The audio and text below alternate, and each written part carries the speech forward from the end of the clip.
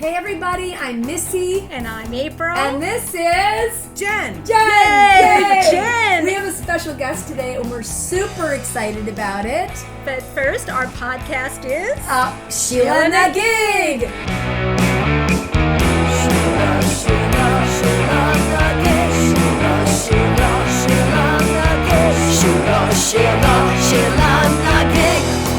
We're really happy that you're here.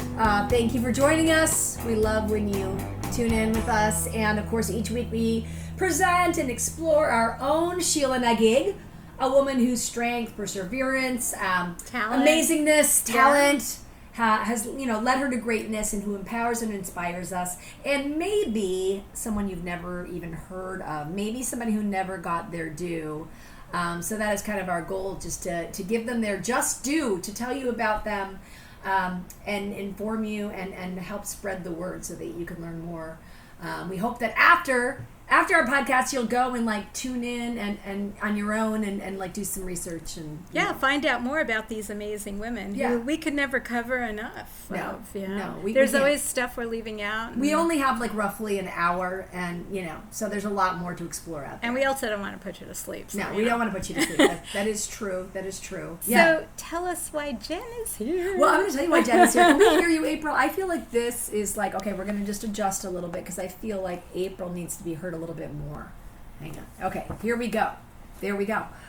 April, you need to move your chair. Okay, she's moving her chair. I'm relocating my chair. We're all hovered around one mic. We are so old school. Well, once our podcast becomes more successful, maybe we can afford to buy another mic. That would be good. Or two, since we have 3 people here right now. Have it drop down for the ceiling. Super cool. Yeah, that would be super cool. Amazing. Yeah. Anyway, so this is Jen Hitchcock, who I met. We realized we've known each other for 28 years, right? Something like that. Yeah. Here comes. There's a story. Here's Go ahead. Here's our story. It's because it's a good story. It is a good story. So I had moved from Detroit to LA to pursue my music career. I'd been brought out here by my label, and I didn't really know a lot of people, so I would go and I'd go to this coffee house on Beverly. Was it on Beverly? Wait, it's called Insomnia. It was on Beverly, right? I think it was Beverly, yeah. So it was this cool little coffee house, and I would often go there to write and work on, songs and, write in my journal.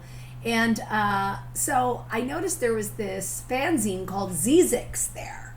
And I was like, oh, what's this? So I started reading Zizix, and it was the coolest freaking fanzine. I always like to use the word irreverent, because it was very irreverent and fucking hilarious. And I would literally laugh out loud. I would read it, and I would just crack up. And I'm like, who is this? Who fucking does this? I love her. I didn't even know it was a her at that time. But I was looking, I'm like, oh, her name is Jen Hitchcock. Oh my God, I want to be her friend. She's amazing. So I went ahead and I wrote her a fan letter. Yeah.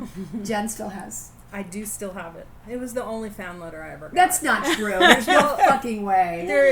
I think Johnny from Lava Diva didn't write me a fan letter, but wrote me a letter back because I wrote them a fan letter. Oh, nice. But yours is the one that came out of the blue and was I was like, oh my God, somebody's reading my zine. Oh my God, of course I was. And it came out, how often did you put it there? It was every... Quarterly? Yeah, I was going to say, because I'd always go and I'd look, and then one day I would be like, oh my God, there's a new one!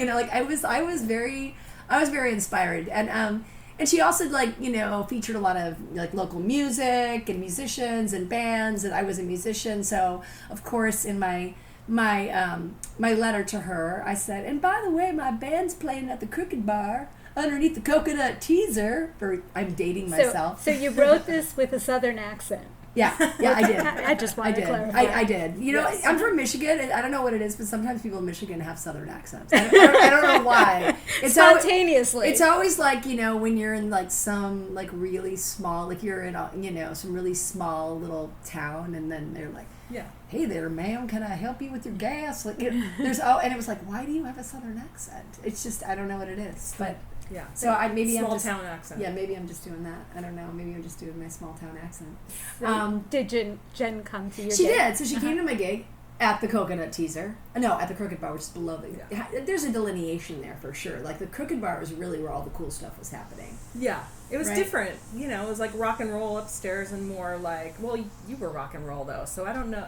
Maybe because you only had 2 members? Yeah, we had at the time we were a duo. And I don't know. know, but it was always like cooler, like I just eclectic. Eclectic. Like Michael Denver played there. This guy Sam Winch, who I just thought was amazing. All right, ladies, can we get... No, this is exciting. Deb Bartley. Oh, Deb Bartley, yeah, totally. Oh yeah, Deb Bartley. I don't know who these people are. Yeah, our band was called Breach at the time, and later Nellie Bly, and Anyway, we're going back. We're digressing. Let me just tell you, the place was sick. The place was fucking sick. And anyway, as the kids say. Yeah. But anyway, let me tell you, Jen is an amazing writer, journalist. She had an amazing store that maybe many of you here in LA visited called Book Show in Highland Park and Fig. And she's a big proponent of, women and writers, and she's amazing. She's an LA scenester, if I may. She is an LA scenester. And a phenomenal storyteller. Oh my God, and a phenomenal storyteller. What am I leaving out? With a Silver Lake mullet now. So I'm all in. She's all in. And we had our kids at the same time, too. We were trying at the same time, so that was kind of cool. Almost exactly the same age. Yeah, they're like 2 weeks apart. Wow. When we were trying at the same time. We would go out on double dates. And would you never mind. Don't answer the next question. Like her part easier for them to try. Yeah, her partner Amy was like Mother Earth, and she would be like, I'm preparing my body. And I'd be like, give me another beer. It's gonna take months before I get pregnant. Everyone's on the pill for 17 years. And she'd be like, Missy, really, Whiskey, more like whiskey. Yeah, it's right. And then it was her that actually told me I was pregnant. I was at a gig in the Valley, and I felt like shit. And I remember I had my sunglasses. She had just found out she was pregnant. And I was telling you guys, like, oh, God, I feel like crap. I don't know. Maybe I'm a little hungover. I don't know. And she goes, take off your sunglasses. And she goes, you're pregnant. And I remember that. And I go, what do you mean? She goes, it takes one to know when you are so fucking pregnant. And I was. That's so crazy. That's amazing. I was. But anyway, we do digress. But we're really so fucking honored and excited to have Jen here with us. We are. Yeah. And Jen has an amazing Sheela. She has an amazing Sheela to share with us today. And in the Missy April tradition, we have no idea who this Sheela is. We don't. So Jen. Yes. Who is the Sheela for today? So my Sheela is Emily Hahn. Her life, her career is so vast, it's almost overwhelming. But I personally discovered her for myself when I was taking a class on Shanghai history. I'm a history major. This was like the early 2000s, and you can't really delve into like the history of Shanghai, especially like in the 20s and 30s, without bumping into something she wrote. So I was like, who is this person? And I just like kind of did the rabbit hole thing, and probably admittedly fell in love with her, like many people in her life did. Mm-hmm. She was a journalist and writer, but she was like a world traveler. I don't know if there's any place in the world that she has not been to, but she also managed to be in all these places at flashpoints in history. Oh, right. Wow. She was born in St. Louis in 1905. And then her family moved to Chicago when she was like around 15. She was very resentful about it. I think in her memoir she talks about basically they moved to Chicago, and the very day they moved there she ran away from home. Aww. Yeah, but she came back. Her dad was a dried goods salesman. Her mom was like a radical feminist suffragette. Wow. Yeah, and her dad was an atheist too, which I love that. Wow. She had a boatload of siblings. They had 8 children total, but 2 died very young. So Emily was like the second to the last to be born. She's just like one younger sister. Her mom nicknamed her Mickey, so I'll probably refer to her as Mickey from here on, because that's what she was referred to her whole life. Okay. All the letters she signed. But her mom thought she resembled the comic strip character Mickey Dooley, which was like a famous comic strip back then, popular. That's cute. So she left Chicago in 1922, wanted to become a geologist. She went to school at the University of Wisconsin. So when she was there, she was just getting into like, she wanted to be like a writer and stuff like that. But she wanted to enroll in a chemistry class, And they told her that she could not because they said no woman had ever enrolled in this chemistry class. And one professor just basically said that he didn't believe women had the minds to grasp stuff like that. Oh, God. So she... Of course not. Yeah, right? She immediately changed her major to mining engineering. So no woman had ever been, like, had done that major there. So she, just so she could take this chemistry class, she changed her major to that. So she had to. Yeah, yes. So changed her major, got a lot of course, pushback and stuff like that. One of her male friends said to her that there was, like, no point in her studying mining engineering because nobody would hire her after. God. So it's of course, probably true. I mean, that's the pitiful fucking truth, right? Mm-hmm. Like, yeah. God. So of course she just was like, screw that, I'm doing it. Right. So she became the first woman to graduate in mining engineering from the University of Wisconsin in 1927. Woo. Wow. So that was one of the, Go Maggie. one thing she did, right? Right. She also, at that time, she took a road trip in the spring of 1924 with like her roommate. And at that time, like, roads were terrible. There were no roads, and definitely women did not travel alone on such a journey. Wow. So they drove from Wisconsin to New Mexico and California, bought like a Model T Ford, and took this trip. They dressed as men, cut their hair short. Oh, I love that. Yeah. I love that. Had all these adventures. So during this road trip, like, she was like a prolific letter writer, so she was always sending letters back home to her family. And it was during this trip that her brother-in-law started sending her letters to the New Yorker. And eventually, that is what got her connected with the New Yorker. She actually wrote for the New Yorker for almost 7 decades. Oh my God. Wow. So sending the letters to exemplify her amazing Travels. Yes. like, hey, you should know about this writer. Not so much about, like, what she was doing, like, for the New Yorker, but, like, this is an amazing person you should know about, right? Yeah, all of it. Like, Okay. her writing, her letters were just so colorful and fun, and, like, of course, her adventures were, she was doing these things women weren't really doing. So That's so So did she cool. share about traveling as a man and, going around and how they did that? like in her letters? in her letters, I'm sure she did. Yeah, I'm sure she did. I don't recall, like, reading a letter where it had that, but I'm sure that it was there. Yeah. How fun. She's like a Nellie Bly. Like, Fun fact, she wrote like 52 books in her life. One of them is a biography on Nellie Bly. Oh, Which I wow. Okay, we're going. Nellie Bly is probably my Emily Hahn. Like, I am in love with, and I'm holding off because I want to make sure I can do it justice. But yeah, Nellie Bly, I love. Yes, that's amazing. I thought of you, and I have the book. I meant to bring it today, but I forgot. But I'll take a picture of. It's like I think it was a young adult book that she wrote about Nellie Bly. But I have it. I probably have that too. Okay, so when she came back from this road trip, lo and behold, there was an offer at the St. Louis Mining Company for her to come work for them. So she actually did get a job. Oh, wow. Yeah, and worked for them. And in St. Louis. Yeah, for about like a year or something like that. Very cool. So she quit the mining job after a year. It was a drag. I think it was probably boring for her and, difficult to work with a bunch of dumb men, probably. Yeah, probably. For sure.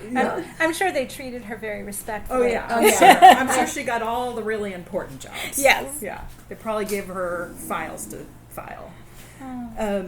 So she quit that job after like about a year, and she became a Fred Harvey courier in New Mexico, which, do you know about she wasn't a Harvey girl. Oh, I love the Harvey girls. Right. That's like, another episode. Like, I'm like, the Harvey I love girls the Harvey are girls. amazing. But she became a courier, which was a tour guide. Okay. For that company. Okay. In New Mexico. She loved New Mexico.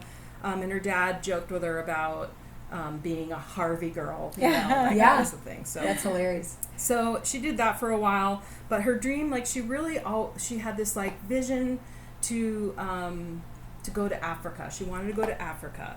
And so at some point, she met a well-known field anthropologist named Patrick Putnam, probably at a party. She was like kind of like a socialite, you know, like she knew everybody.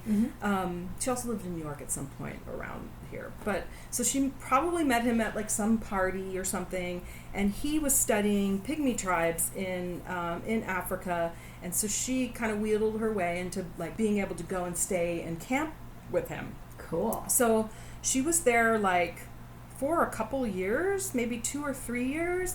And over that time, when she got there, she found out he had like 3 African wives. Whoa. Yeah. Yeah. And so... So was there romantic or was this platonic? I'm venturing to guess it was probably romantic. Until she found out that he had 3 African wives. Yeah, that could really ruin a relationship. Yeah.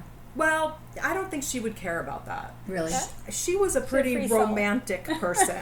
She had a lot of romances, for sure. Like, with a lot of, like, well-known people and key figures in, like, business and in politics, everything throughout her life. So, yeah, she was there for a while, but over time, he became more and more oppressive, right? Like, he started treating his wives very bad, and so there's this accounting in an early book of hers, but then also in a later article about, I think it was one of his wives like fooled around with somebody else, and as punishment, Patrick Putnam made her shave her head.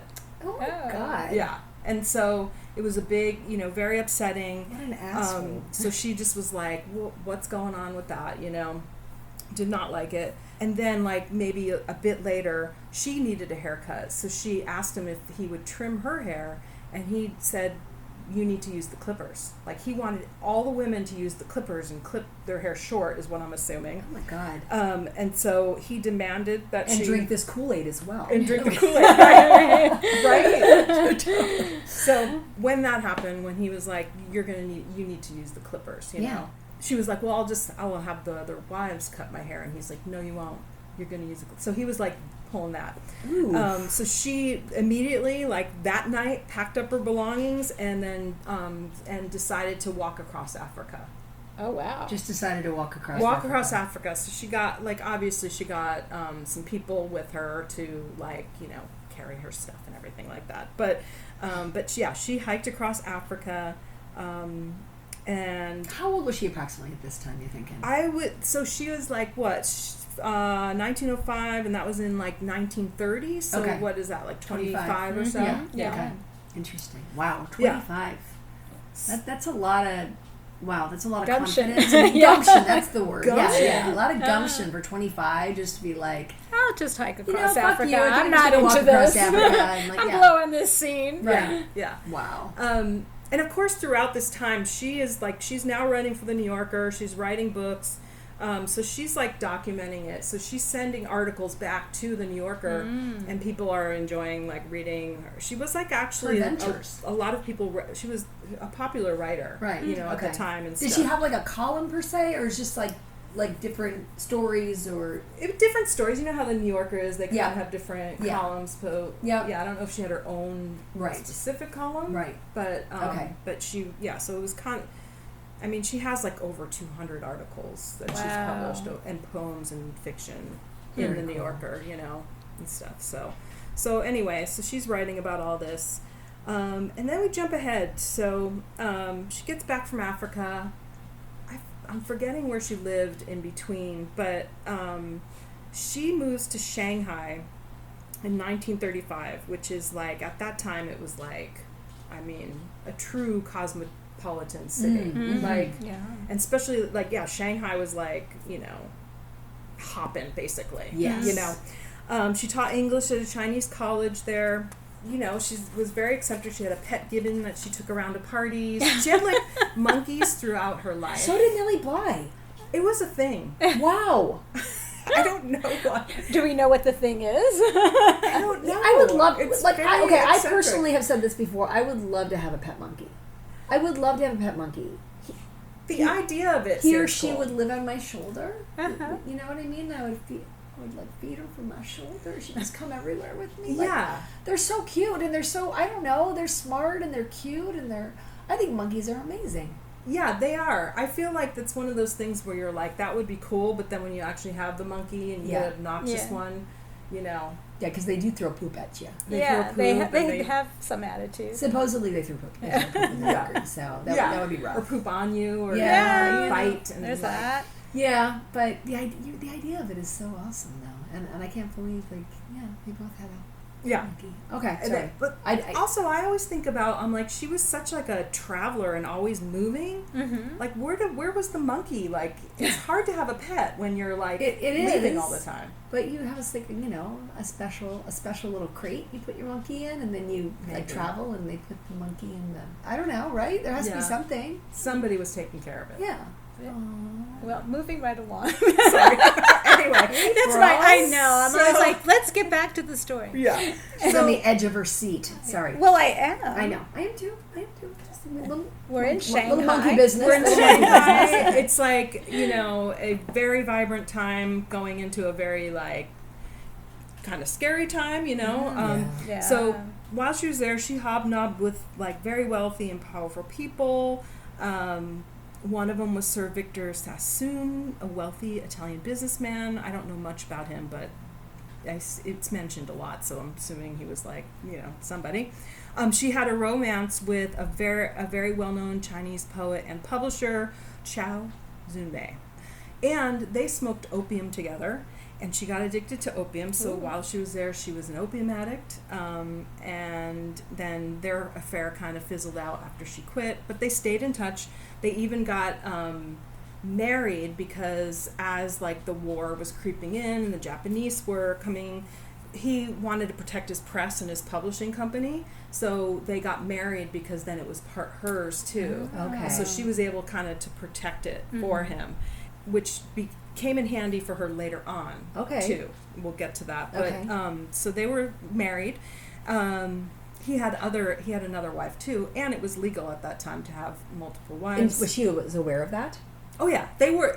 This was, I think, after their romance kind of ended. She's a little like Caress Crosby, even with the opium. She's very fluid. Yeah, fluid, as the kids would say. Yeah, they would say fluid. The kids would say fluid for sure. Very fluid. There's something like really like romantic, like you think about smoking opium in Shanghai and the 20s, like totally. You know what I mean? Like I think I would be in that crowd. I have to admit, I think I would probably be running with that crowd. Because I get this sense. I mean, she seemed to be a person who really wanted to experience everything. Yeah, and so that sounds it. If everybody's smoking opium and you want to do it, right? Yeah. And like just taste everything. She wanted to taste everything. Like she was always kind of moving, Right. Yeah, there's a I got to smoke opium once. You did smoke opium, or you want to? I was in Vancouver, and I got to smoke a little opium. It was really freaking amazing. Wow! Was it in an opium den? I hesitated if I should say that, but why? It's a long story, and April will get mad if I get off subject too much. But I was in Vancouver. I actually met this amazing, beautiful woman, and we like made out, and she was smoking opium, and she like blew it into my mouth, and it was like super sexy. And then she's like, do you want to try, it's opium, you want to try some more? And I was with my bandmate at the time, and he was really straight-laced, and he's like, I'm not doing that. But I was like, no, I want to try it. And I ended up like having an amazing night with her. Like I had like a crush on her, and like maybe it was Emily from another time travel. Maybe. But what her name was? She had a really cool name. Shalane. I even wrote a song about her called Shalane. Wow. Yeah. And anyway, but it was cool. Like I'm glad it wasn't something that it was just an experience. Yeah. Just something I did. Yeah. And this is a long time ago. Mm-hmm. And it was like, and I love Vancouver. Like I remember it so fondly, but part of that experience had to do with just like, we were at this kind of this art thing, like it was like this artist community thing, like after our show it was like 2 a.m, and everybody was just like dancing, and there was art everywhere, and like smoking opium, right? That's making out, and very cool. It does feel very romantic. Yeah. And I know that's probably a very naive thing. And that was probably like the most listen to the train, the most like serious girl crush like I ever had. Like, you know, and I remember my bandmate had a crush on her too, but she kind of chose me. Oh. Like, over him, and he was kind of pissed. Because she was kind of fluid. Yeah. Maybe you're a little like And I guess Emily. I was feeling a little fluid then, too. Yeah. So, you know, it was just like... Well, that was an interesting diversion. I'm sorry. See, no, I didn't interrupt you once. I enjoyed that. We got a Emily Hahn here in the house. I recommend it. Everybody should try it once. Once. I mean, if you're over the age of 21, I'm sorry, the mother thing is just kicking in. It just makes you feel like really slow and really happy. Yeah, I mean, like an opium den, like I think and confident and just like everything is okay with the world. I mean, a lot of drugs do that, I guess, but yeah. Well, I mean, I probably would have smoked opium at this time too if I were in Emily Hahn's situation. Would you have smoked opium in Vancouver with me? I might have, yeah. Like in the 90s? Oh yeah, in the 90s for sure. Okay. Now I would be a little hesitant, but I was in my 20s. It was the 90s. But the 90s for sure I would have. Yeah, definitely. Okay. I hope my children don't listen to this. Right? I mean, anyway, I might end up on the chopping block. Anyway, let's carry on, shall we? April? Okay. Yes, absolutely. April, God, you just got us so off track. Get it together. You and your tangents. Yeah, April and your tangents. All right, 90s, ladies. Everything. All right. So the Japanese were, closing in. They invaded Shanghai, and she was not imprisoned because she was legally married to him. So that was where that came in handy. I don't know. So at some point that she had to leave Shanghai because things were going down, and she ended up in Hong Kong, and she met and fell in love with a man named Charles Boxer, who was the head of the British Army Intelligence and stationed in Hong Kong. Okay. And then when the Japanese came in and occupied Hong Kong, they took Charles as a prisoner of war because he was also he was wounded pretty significantly, right? And Emily Hahn was pregnant. Oh, so, I was just thinking. I wonder if she had any kids. Wow. And then, man! So she got pregnant in Hong Kong while the Japanese were occupying it, and her dude was a prisoner. She had the baby in 1941 in Hong Kong, and she actually pulled some maneuvers to stay in Hong Kong. She had I think there was 2 boats that left at that time to. Is it called repatriating? The Americans who were there. Yeah. She didn't go on the first one because she wanted to stay near him because she was actually saving some of her rations to bring to him in prison. And she kind of was afforded all this because she was, as she put it in one of her pieces, an honorary Asian because she was married, to Zun Mei.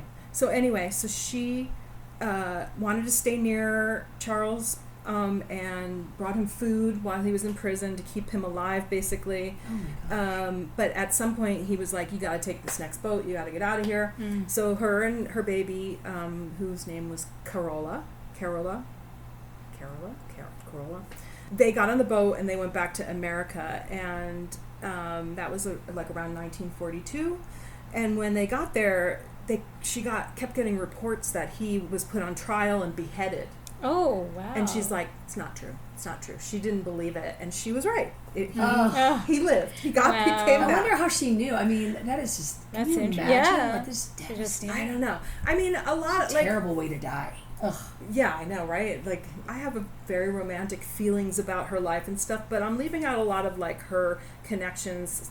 She knew what was going on politically. She knew the right people, all this stuff. Mm-hmm. So she probably didn't believe it because she knew what was really going on. Right. Somehow. Okay. I'm leaving all those things out. Right. Because I'm just more the person that's interested in the, whatever. And plus it's impossible. I mean, really probably could do a podcast on many aspects of her life that would take up hours, with all the details.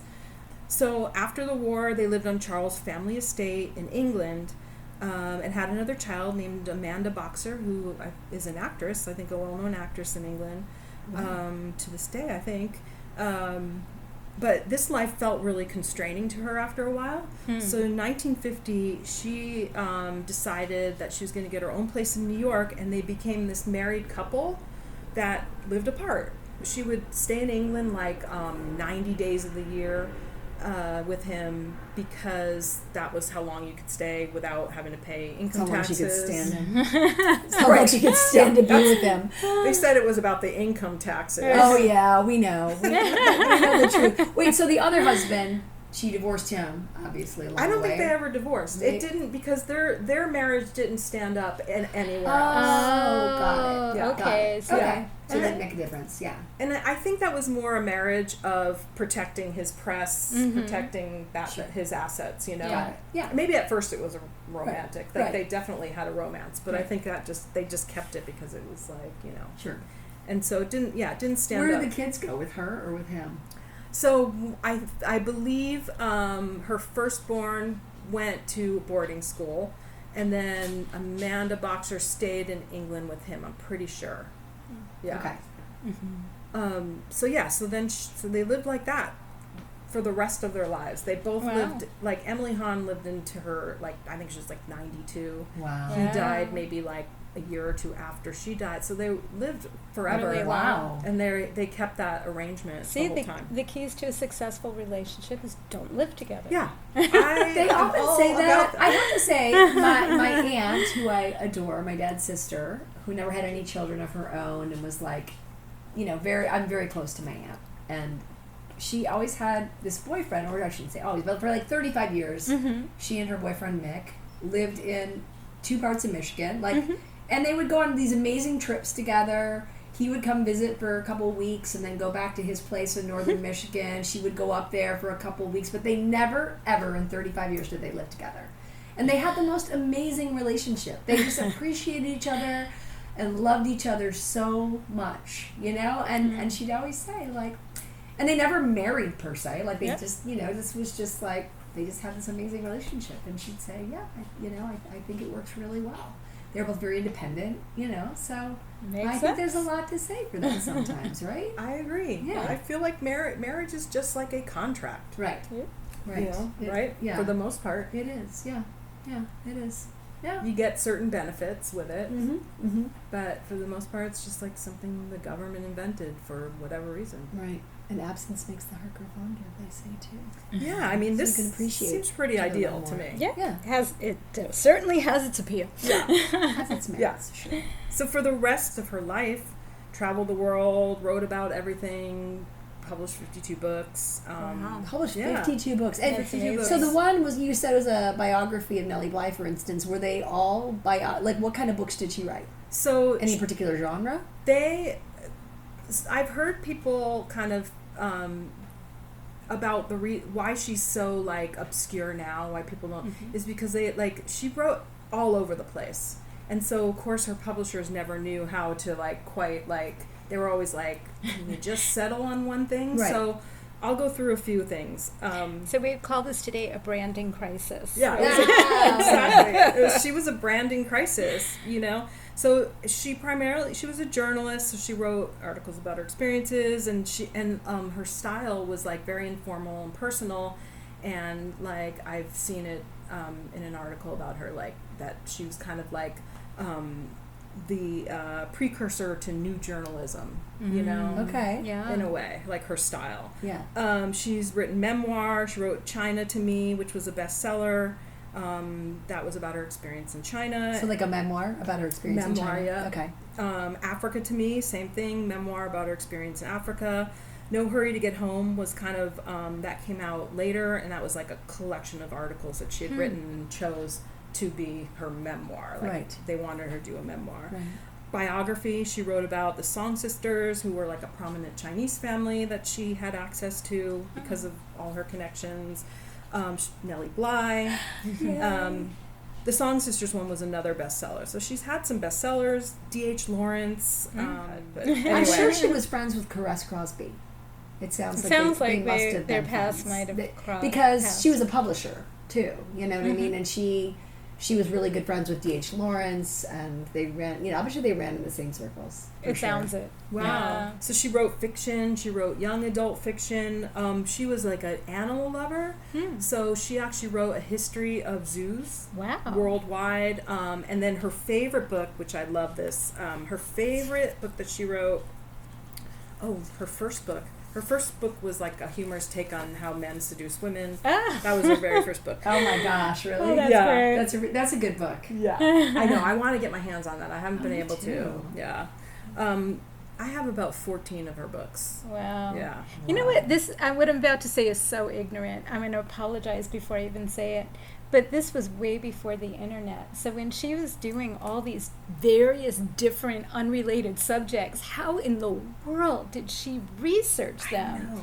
Traveling all over the world. I mean, what an amazing mind. Yeah. Wow, that just blows me away. I know, me too. It's like she actually had to like go to the library. Yeah. Oh my God. What, the library? Multiple libraries, I bet. Yeah. Yeah. And then her own personal experience too, you know. And to be so prolific, my gosh. Yeah. So, she wrote a history of diamond mining, which is interesting. My God. And I'm also leaving out, like, after 1950, she also spent time, like, all over the world, like in India. She did some stuff in India. Like, I mean, there's so much. But her personal favorite was a book called Look Who's Talking, and that was about how animals communicate. And I just wrote down this quote from her granddaughter at Emily Hahn's memorial because I love it, and it reminds me of Missy, I feel like, somehow. So her granddaughter says, "Chances are your grandmother didn't smoke cigars and let you hold wild role-playing parties in her apartment. Chances are she didn't teach you Swahili obscenities. Chances are, when she took you to the zoo, she didn't start whooping passionately at the top of her lungs as you passed the gibbon cage. Sadly for you, your grandmother wasn't Emily Hahn." And I don't know why the zoo part reminds me, I feel like it's something you would do. As you said it, I was like, I've done that a million times. I always talk to the monkeys, and my children used to like hide from me at the zoo. They'd be like, "Mom, stop talking to the animals. They don't know what you're saying. You don't speak their language." But oh my God. And you know what? I learned it from my mom, I have to say. You know? Yeah. Cut from the same cloth here, maybe. Yeah. Exactly. But yeah, that was her favorite book. That is such a beautiful... What a tribute to her grandmother. It's amazing. It's beautiful that she wrote that. And where is her granddaughter now? I don't know where her granddaughter Didn't is. You have some but I told you with her? My story. Yes, right? Tell us your story. Come on, it's so good. So, you know, when I was going through my obsession, I was, of course, like, you know, scanning the internet, trying to find books. At that time, I was still buying books off of Amazon, no longer. So I wanted her memoir, so I got her memoir. And when I got it, I opened it, and there was an inscription, and it said something along the lines of my grandmother's book. It was to somebody. My grandmother's book, it's a family thing, something like that. And it was Carla Vecchio, was signed Carla Vecchio, which is her granddaughter. Wow. Which I found out. I was like, wait, this is a family affair? So she's Emily Hahn something. So, you know, I did research, found out that was her granddaughter. And I actually reached out to her granddaughter because I was planning on doing my thesis, and put me in touch with her daughter, Carola. And so I actually got to talk on the phone with her. Oh my goodness. Wow. And, you know, looking back, I would do things so much differently because I realized, I mean, my focus was all over the place. And because tell them what you were doing at that time, because you were writing your thesis, right? Yeah. So that I decided I wanted to write my thesis on her, my master's thesis. And I actually got almost there, and then I just like kind of fizzled out. You know, I just couldn't write academically anymore. She was a hard subject because there is so much. Yeah. So many layers. And I have a hard time, as you know, you go down rabbit holes and you get like distracted, and I just couldn't. It was because I never finished it. But I have all this research. But in all that, I got to speak with her daughter, and I just, you know, I do wish that I was able to like present something eventually, because what an amazing opportunity to actually be able to have access to her daughter. Wow. You know. Do you think maybe you should do an interview with us? I don't know. Because we're all about expanding this podcast. You know, we want to hear about, you know, people's grandmothers and, you know, mothers, and, you know, we would love to do an interview, something like that, with her, talk about Emily Hahn. I mean, that would be an amazing episode.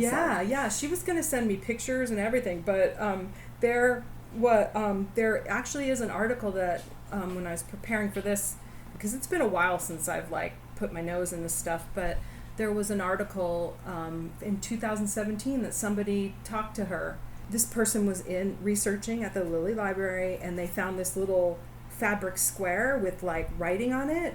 It was like seemed like poetry lines and some other kind of cryptic things.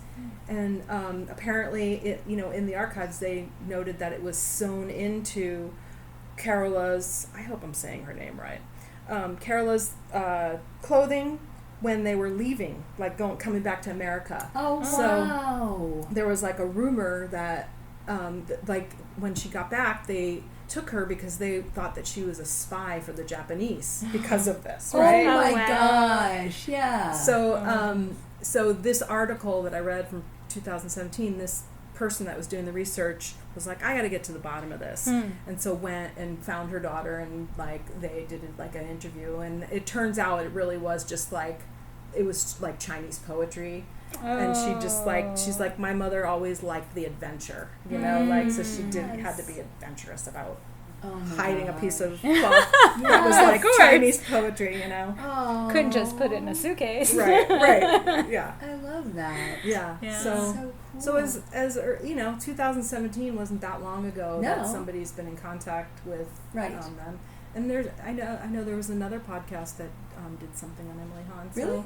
Yeah. Wow. Yeah. Interesting. Kind of recently, to like 2021 or something. Interesting. Yeah. So yeah, Her name is out there for sure. I but I know her name. Like her name is familiar to me, but I wouldn't have been able to tell you who she was, but her name is familiar. Right. So now I'm gonna have to dig in more. Yes. That's what I love to do after this. I get really excited and interested, and I have to go in and hunt more information. So she died in her 90s, you said. Mm-hmm. And where did she end up living in the end? New York. She died in New York. Okay.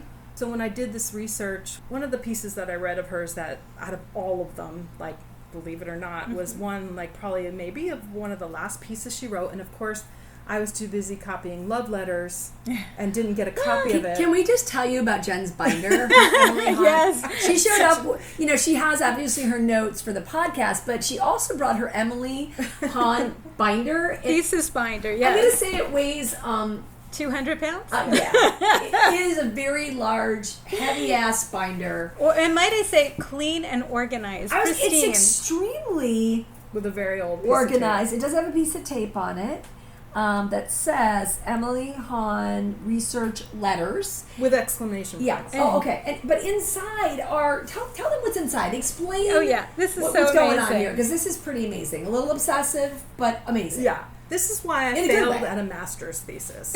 Because when I got into her letters and her papers and everything, I became enamored with like the wrong things, probably research or thesis wise. But as for personally, I just got caught up in these letters that men wrote to her, that they were so in love with her, and some of them were like editors and like these like men with big positions. Maybe big something else, I don't know. But and so they just wrote these amazing love letters. One guy like just like did all these cartoons and did like a collage letter to her. Another guy spent like 9 or 10 pages like formally outlining why she should be with him. Wow. Like making an argument, like almost like a lawyer. Maybe he was a lawyer, I don't know, but outlining why she should be with him. So I just like ended up getting really caught up in those, and I copied a lot of them. And then, and of course some of her letters, her letters are amazing to read. Yeah, so that's what's in the folder. And then I haven't even looked, I can't remember the other stuff I did. But some of the stuff that I remember in the archives that I really loved were she had like so many scraps of paper, because that's what I do, like, remember Back to Scraps? Oh, Back to Scraps. Right? Oh, she had that. She really? She just, there would be like a napkin with like random things written on it, like ideas, grocery things. And don't we all do that? Yeah, and I love that. Like, but I still do that. Well, Jen. So when I had a children's resale store in Silver Lake for 10 years called Grow Kid Grow. And I always wanted to make it kind of in a community thing. So I always wanted to have like different events. So Jen taught this writing. This is like a writing collective. We did it once a week, I think. Once a week. Oh, I think, was it that often? I feel like it was once a week for a while. Wow. Yeah, I can't remember. I thought it was. Maybe I'm wrong. But anyway, so it was called Back to Scraps, which was such a great idea. And the idea, and Jen would give the best prompts. Like, she would bring, like one time she had all these postcards that were, like, old postcards that were from, like, all over the world. And she just gave everybody a postcard and was like, okay, you're this person who wrote this postcard. You know, you write about yourself. Like, she just had these amazing. I still have my Back to Scraps folder. Yeah. I know, like, me too. Like, because you never know when you might go back to those scraps and write something. That's right. That's right. And that's powerful. Yeah, I have a question because she went by Mickey, but did she, like, as a writer, did she go by Emily, or did she go by Mickey? She went by Emily mostly, as a writer. But people called Mickey her Mickey. Everybody called her Mickey. I know, I kind of forgot about that, but everyone called her Mickey. Well, I just opened this up and it says "Getting to the Bottom of the Mickey Hahn Mystery." Yeah, this is the article, so you can check that out. And then this is a transcript for that podcast. But see if you see, she signed her letters. Mickey. Yeah, Mickey. Oh yeah, look at and then she would put these little. Well, you know, speaking of romantic, I think it is incredibly romantic that you started a doctoral thesis or master's thesis, you know, and the idea that this was going to be scholarly and intellectual, but you fell in love with your own subject. Oh yeah, and for sure. And that, you know, it's a shame that isn't a thesis. The love of Someday, another person's, maybe. A beautiful essence and their diversity. I mean, I was joking about her having that branding crisis, but what a gift to be so, I don't know, eclectic in her interests and her pursuits and her passions. That's amazing. It is amazing. I feel like I feel like she's very intelligent, so I don't necessarily identify with that because I'm not like a. But anyway, I identify. We'll tackle that on a different pod. We're gonna have one on self-esteem of talented, brilliant women. Okay, but go ahead. I really identified with that aspect of her, just like writing such a variety of different types of books, and not really just being pigeonholed ever, you know. And again, like just the research. Something I feel like everybody should experience is researching somebody's life. And so I literally spent a week, eight hours a day for a week, just going through her life, right? Yeah. Starting at the beginning. Yeah.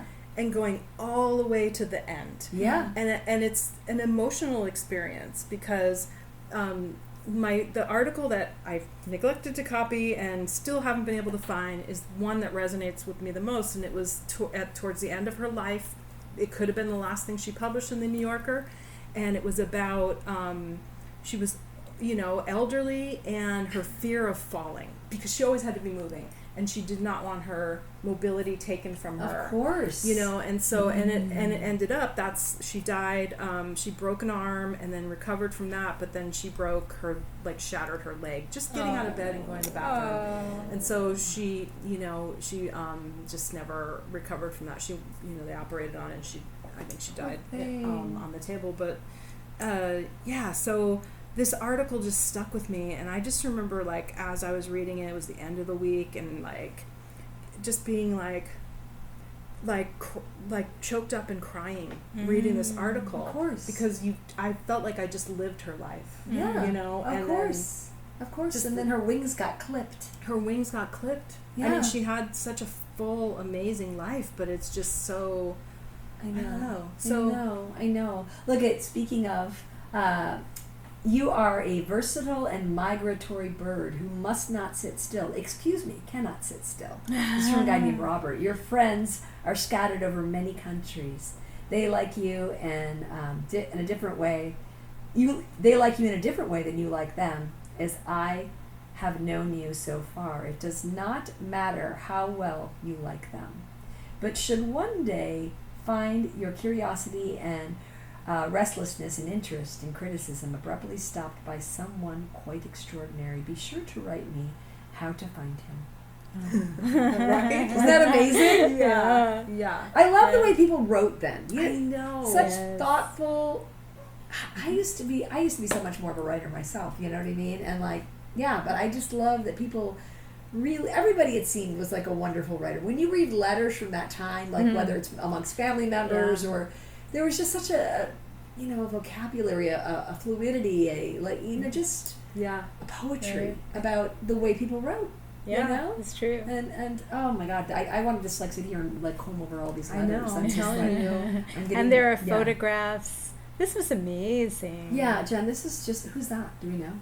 That's part of his collage. So Is he that probably him? just cut it out of a magazine. Oh. Because he's handsome. Yeah, but that's Yeah, I don't that's think not that's him. him. It's all these are all cut out of magazines. you know, Gotcha. Of the Okay. time.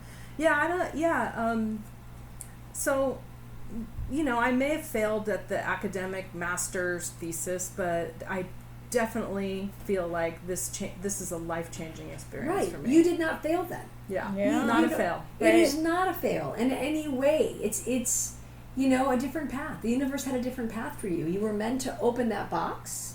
You were meant, but it wasn't. You weren't meant to do with it what you thought you were, Right. and that's okay. And it doesn't mean that you might not still someday. You know what I mean? It's a long life. But you certainly were meant to present her on this podcast today. Absolutely, This is yeah. She lives on through things like this. Yeah. Yes. And through people like you who Yeah. absolutely adore her, allow her to live on. Yeah. And this is certainly no mistake, no fail that you brought her to life and took the time to do this, because this is, we're certainly amazed to have you as part of this. Definitely. This is what Sheelanagig is all about. Right. And you were meant to come here and be part of Sheelanagig. And we hope that you're going to be like a regular contributor Yes. to Sheelanagig. Yes. We would enjoy that. Like, we're hoping. More We're- Jen, more Yeah, Jen, more Jen. We're I hoping gotta to. find some women. We're hoping to work with you more, and Jen was amazing in helping us with our launch parties. Yes. If any of you came to our launch parties, You may have met Jen, Yes. and thank you, Jen, for everything you've done to help Sheelanagig, the podcast, get underway. Woo! It's a wonderful podcast and Thank just you. just necessary to Thank document you. these women and get it out there and in a nice, fun way. We think so. Thank you for saying that. Yeah. Thank you. And thank you for being part of our show today, our podcast. And thank you for listening, everybody. And thank you to all of our wonderful Sheilas and to everybody who's listening. We are so grateful for your support. And if you know somebody that you think that we should look into, please let us know. Yeah, we want to hear all about her. Yeah, we want to hear all about her. So let us know. Keep listening and send us, your letters. Send us anything you want to share with us. We'd love to hear from you. Thanks so much. And until next time, bye. We'll see you later. Bye. Sheela, Sheela, Sheela.